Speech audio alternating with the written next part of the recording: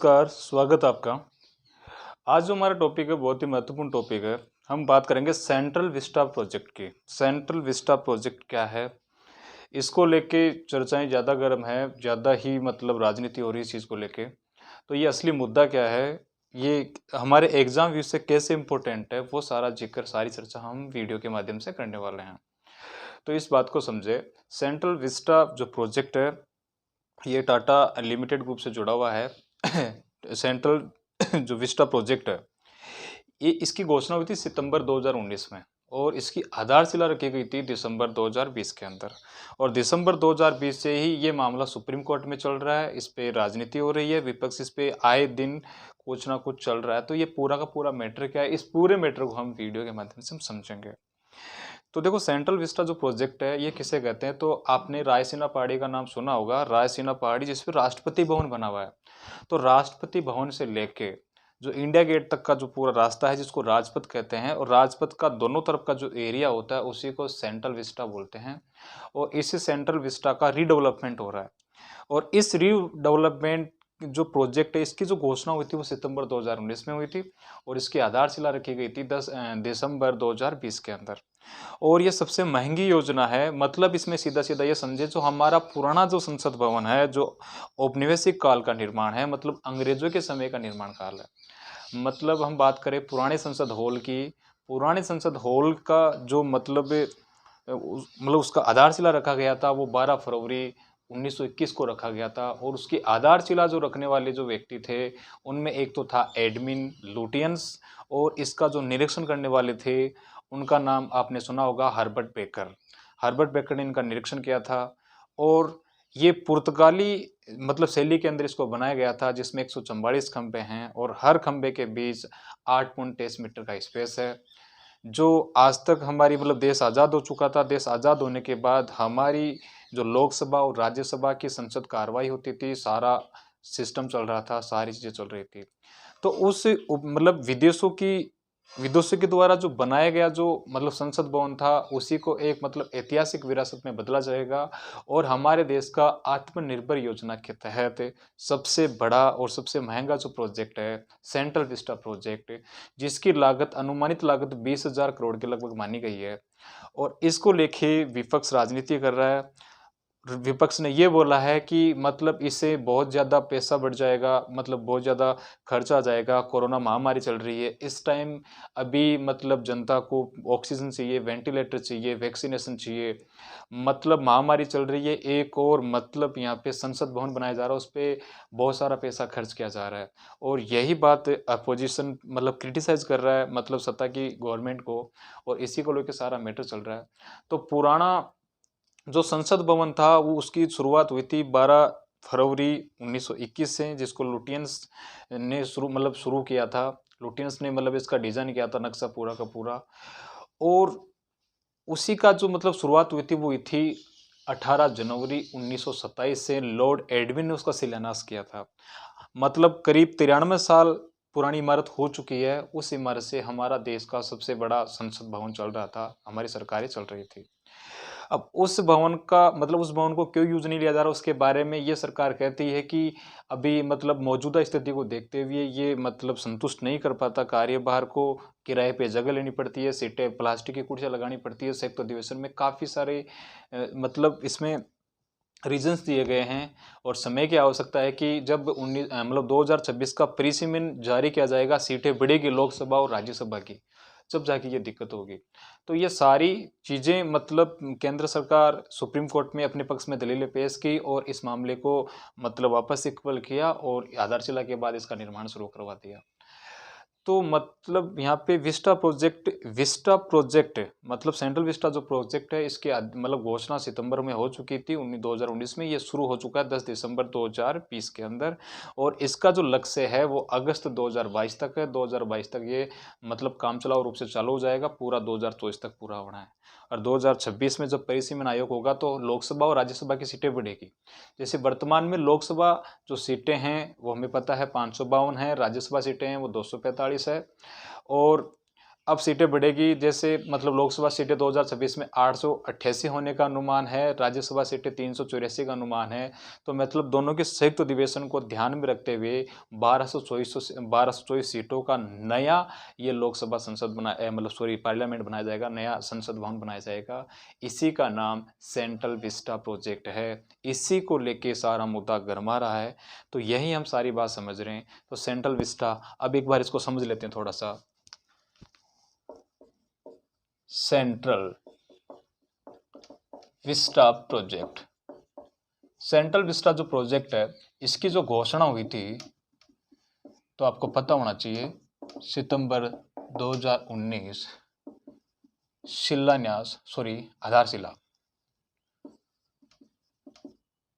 आधारशिला पता होना चाहिए 10 दिसंबर 2020 को, और लक्ष्य अगस्त 2022। खर्च तो अनुमानित हो जाएगा, ये अनुमानित खर्च 20,000 करोड़ के लगभग खर्च होगा। आकार त्रिकोण या त्रिभुजाकार होगा, इसका त्रिकोण पता होना चाहिए। आकार हो गया इसका त्रिकोण। क्षेत्र 65,400 स्क्वायर मीटर ये क्षेत्र है। इसमें बनेंगे क्या क्या, इसमें देखो संसद भवन बनेगा। संसद भवन में 800 सीटों की व्यवस्था होगी लोकसभा के लिए, और राज्यसभा की होगी 384 सीटों की। और इसमें विजिटर्स की सीटों को 336 सीटों को, मतलब इसके हिसाब से इनको जोड़ दिया जाए तो 1224 कुल सीटों की नए संसद भवन में व्यवस्था होगी। रायसीना पहाड़ी का राष्ट्रपति भवन का भी पुनर्निर्माण होगा। तो यहाँ पे राष्ट्रपति भवन से इंडिया गेट जो 3 किलोमीटर का क्षेत्र है, उससे ही सेंट्रल विस्टा प्रोजेक्ट कहते हैं। सेंट्रल विस्टा प्रोजेक्ट, यही बात हमें समझनी है। तो यहाँ पे मोटी मोटी बात मैंने समझाई है, तो आपको ये बातें समझनी है। तो इसमें मौके के लिए आप समझो, तो इसकी जो मतलब पुराना जो संसद भवन था वो पुर्तगाली मतलब शैली का नमूना है, जिसमें भारतीय संस्कृति का भी झलक दिखता है इसके अंदर। तो मतलब जो एडमिन लुटियंस ने पूरी दिल्ली का नक्शा बनाया था, इसलिए दिल्ली को लुटियंस भी कहते हैं। तो इसमें रायसीना पहाड़ी पे राष्ट्रपति भवन है, यहाँ पे केंद्रीय सचिवालय बनाया जाएगा, संसद भवन बनाया जाएगा, और यहाँ पे 51 मंत्रालयों के लिए मतलब 10 बिल्डिंगों का निर्माण किया जाएगा। और मतलब पूरी तरह मतलब जो पुरानी बिल्डिंग है उनको संग्रहालय में कन्वर्ट किया जाएगा। तो ये सारा मैटर है, और उस पूरे मैटर पे मतलब अब जो नया संसद भवन है, इस पूरे मैटर पे मतलब इसका रीडेवलपमेंट किया जाएगा। रीडेवलपमेंट में 20,000 करोड़ रुपए खर्च होने का अनुमान है। पुराना जो संसद भवन था उस समय मतलब 6 साल लगे थे उसको बनने में, और 83 लाख रुपए लागत आई थी। तो उसका मतलब सारा जो खर्चा था उस समय के हिसाब से बहुत ज्यादा था, आज के समय से ये बहुत ज्यादा है। तो इस पे क्या हो रहा है कि इस विपक्ष ये कह रहा है, मतलब कोर्ट में इस पे एफआईआर की गई है कि मतलब अभी क्या जरूरी था इसको चलाना, अभी तो लोगों की जान बचाना जरूरी था, लोगों के लिए वैक्सीनेशन जरूरी था, ऑक्सीजन सिलेंडर जरूरी था, यहाँ पे वेंटिलेटर जरूरी थे। तो इस योजना को शहरी व आवास मंत्रालय द्वारा ये तर्क दिया गया कि ये आवश्यकता है, ये जरूरी है कि 2026 में जब परिसीमन जारी होगा तब हमारा ये जो वर्तमान संसद भवन है ये मतलब कार्य क्षमता के अंदर सपोर्ट नहीं कर पाएगा, संतुष्ट नहीं कर पाएगा। क्योंकि पुराने संसद भवन में कोई भी काम करना होता है, कोई भी संयुक्त अधिवेशन होता है तो किराए की बिल्डिंग्स लेनी पड़ती है, खर्चा बहुत ज़्यादा आता है, मेंटेनेंस बहुत ज़्यादा होता है, कई सारी चीज़ें हैं, जैसे भूकंप रोधी नहीं है, आज की टेक्नोलॉजी पेपरलेस वर्क मतलब उनके विपरीत है, और इसके दौरान मेंटेनेंस का या कोई अपडेट करने का जो सिस्टम हो, तो सारी बातों को ध्यान में रखते हुए जो नया जो विस्टा मतलब सेंट्रल विस्टा जो प्रोजेक्ट है, इसका जो डिजाइन यानी नए संसद भवन का जो डिजाइन है वो गुजरात के विमल पटेल ने तैयार किया था। और ये सारा जो प्रोजेक्ट है टाटा प्राइवेट लिमिटेड कंपनी के तहत इसका पूरा का पूरा काम चल रहा है। तो इसी के माध्यम से आपको ये सारी बातें समझनी है। तो इस पे विपक्ष यही कह रहा है कि ये योजना अभी ज़रूरी थोड़ी थी, अभी इस योजना को थोड़े टाइम के लिए पेंडिंग रख देते थे, पुराने संसद भवन में भी काम चलाया जा सकता था, अभी लोगों की जान बचाना इंपॉर्टेंट है तो उनका भी करना सही है।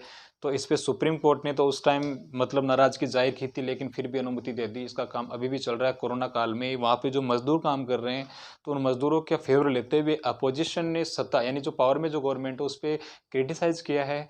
और मतलब एक इसे समझो तो पूरी तरह राजनीति चल रही है इसके अंदर। तो ये मतलब हमारे स्वतंत्र देश का सबसे बड़ा जो पार्लियामेंट है, जो हमारा खुद का है, हमारे पैसों से बनाया जा रहा है। तो ये दोनों चीज़ें साथ हो रही है कि पेंडेमिक साथ चल रही है और विस्टा प्रोजेक्ट साथ चल रहा है, और लंबी चौड़ी मतलब इससे बहुत ज़्यादा राशि लग रही है। इसी राशि को मतलब विपक्ष का ये कहना है कि हमें विदेशों से क्यों सहायता लेने की जरूरत पड़ रही है, जब हमारे देश में इतना सारा पैसा एक संसद भवन बनाने के लिए खर्च किया जा रहा है। क्यों ना ये पैसा गरीब लोगों के लिए, इलाज के लिए, महामारी में कुछ और चीज़ों के लिए खर्च किया जा सकता था। हमें क्यों और देशों पे निर्भर होना पड़ता। तो ये सारे जो तर्क वितर्क हैं ये विपक्ष के हैं, और इन्हीं विपक्ष के तर्कों के कारण ये विस्टा प्रोजेक्ट काफ़ी चर्चा में चल रहा है। ये नवंबर दिसंबर में भी चर्चा का विषय था, और अभी मई में भी ये चर्चा का विषय बना हुआ है। तो हमें अगर विस्टा प्रोजेक्ट से संबंधित कोई क्वेश्चन आता है तो उन क्वेश्चनों को ध्यान से देखें और पढ़ें कि सेंट्रल विस्टा प्रोजेक्ट किसे कहते हैं। तो ध्यान रखना, जो राष्ट्रपति यानी रायसीना पहाड़ी पर जो राष्ट्रपति भवन बना हुआ है, जो इंडिया गेट तक का जो मतलब लेफ्ट राइट का जो क्षेत्र है, साउथ ब्लॉक और नॉर्थ ब्लॉक का जो क्षेत्र है, उसे सेंट्रल विस्टा कहते हैं। इसमें केंद्रीय सचिवालय आता है, संसद भवन आता है, ये सारी चीज़ें सेंट्रल विस्टा कहलाती है, जो काफ़ी चर्चा का विषय बना हुआ है। तो ये हमें पता रखना है। पीसी चौहान के नेतृत्व में ये सारा प्रोजेक्ट चल रहा है, ये मतलब यहाँ वाला। तो इसमें क्वेश्चंस कैसे आते हैं, तो उन क्वेश्चनों को एक बार हेडलाइंस कर लेते हैं। तो इसमें देखो मोटी मोटी बात अपन ने कर ली है। तो इसमें घोषणा सितंबर हो गई, आधारशिला 10 दिसंबर 2020 हो गई, लक्ष्य 2022 हो गया, 20,000 करोड़ रुपए इसकी लागत आ गई। आकार इसका त्रिकोण है, 65,400 वर्ग मीटर के अंदर ये बनेगा। और इसमें राष्ट्रपति भवन से लेकर इंडिया गेट तक का पूरा रीडेवलपमेंट होगा, पूरा का पूरा रीडेवलपमेंट होगा। और पुराना जो संसद भवन था, मतलब इसमें लोकसभा की सीटें 888 होगी, राज्यसभा की सीटें 384 होगी। टोटल सीटों की व्यवस्था इसमें 1224 सीटों की व्यवस्था है। और ये दिल्ली भूखंड जोन 4 में आता है, उसके लिए भी मतलब होगा, मतलब उस चीज़ को मेंटेन कर पाएगा। इसमें सारी सुविधाएं होगी, विजिटर्स होंगे। इसको पर्यटन की स्थिति से बनाया जाएगा कि कई विदेशी लोग आते हैं तो हमारी संसद को देखते हैं। तो ये नई संसद भी पर्यटन की दृष्टि से काफ़ी महत्वपूर्ण साबित हो सकता है, ऐसा मानना इस प्रोजेक्ट के तहत। तो मतलब आज की अत्याधुनिक सारी फीचर्स फैसिलिटी को ध्यान में रखते हुए, और आगामी वर्षों में कैसे बदलाव देखे जा सकते हैं, उन सभी चीज़ों का अनुमान लगाते हुए इसको तैयार किया जा रहा है। तो ये सारी की सारी बातें इंपॉर्टेंट है हमारे लिए। तो वर्तमान इसकी जो कैपेसिटी है, मतलब हमें पता है 552 लोकसभा सीटें हैं और 245 राज्यसभा सीटें हैं। तो यही व्यवस्था थी। इसमें भी संयुक्त अधिवेशन में मतलब प्लास्टिक की चेयर्स लगानी होती थी। तो हमें ये सारा पता होना चाहिए। और अभी वर्तमान में ये सीटें मतलब 2026 का परिसीमन लागू होगा तब ये इतनी सीटें, क्योंकि अभी हमारा जो परिसीमन है वो 1971 की जनगणना का परिसीमन है। ये हमें पता होना चाहिए सारा का सारा। तो सेंट्रल विस्टा प्रोजेक्ट के तहत ये बातें सारी की सारी इंपॉर्टेंट थी, तो हमें पता होना चाहिए। ये करंट का इश्यू है, सेंट्रल विस्टा प्रोजेक्ट। तो इसमें यही अहम बातें थी, कितनी राशि खर्च की जा रही है, कैसा आकार है, इसका नक्शा किसने बनाया था, बिमल पटेल ने बनाया था, इसको डिजाइन कौन कर रहा है, तो टाटा प्राइवेट लिमिटेड, उसका एक गुजरात का कंपनी है CHP ने, उसके द्वारा इसका मतलब नक्शा स्वीकृत किया गया है। बिमल पटेल उसी के थ्रू आते हैं, और टाटा प्राइवेट लिमिटेड ग्रुप इसको बना रहा है।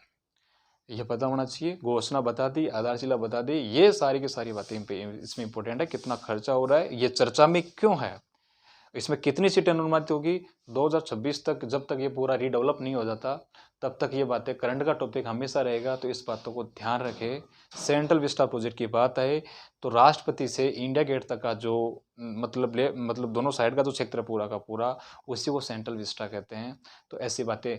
अब इसको मतलब विपक्ष ये भी कह रहा है कि इस पे बहुत ज़्यादा पेड़ पौधे काटे जाएंगे, कई सारी चीज़ें होगी, बहुत सारा पैसा खर्च होगा। तो ये क्रेडिट साइज के कारण चर्चा में चल रहा है। तो विपक्ष इस पे बोल रहा है इको फ्रेंडली की बातें कर रहा है, और कई सारी चीज़ें चल रही है जो मैंने आपको मौके के लिए बताई है। तो आपको इन चीज़ों का पता रखना है और इम्पोर्टेंट क्वेश्चन इसके लिखने हैं। फिर भी समझ नहीं आता तो आप कमेंट बॉक्स में या व्हाट्सअप नंबर है उन पे डालें, पता करें, सीखें। और अब से कोशिश करूँगा कि आपके लिए अच्छे और बेहतरीन टॉपिक्स में लेके आऊँ जो आपके लिए बहुत ही यूज़फुल हो। तो आप छोटी-छोटी बातों का ध्यान रखें। एक टॉपिक भी अब मैं एक दिन में सीखते तो हमारे बहुत सारे टॉपिक हो जाएँगे, बहुत सारी चीज़ें सीख जाएँगे। तो काम की चीज़ें हम यहाँ पे डिस्कस कर रहे थे। आप वीडियो को लाइक करें, शेयर करें, सब्सक्राइब करें, जिससे मुझे भी मोटिवेट मिले जो आपके लिए अच्छा काम करने की कोशिश करूँ। ओके, थैंक यू, धन्यवाद।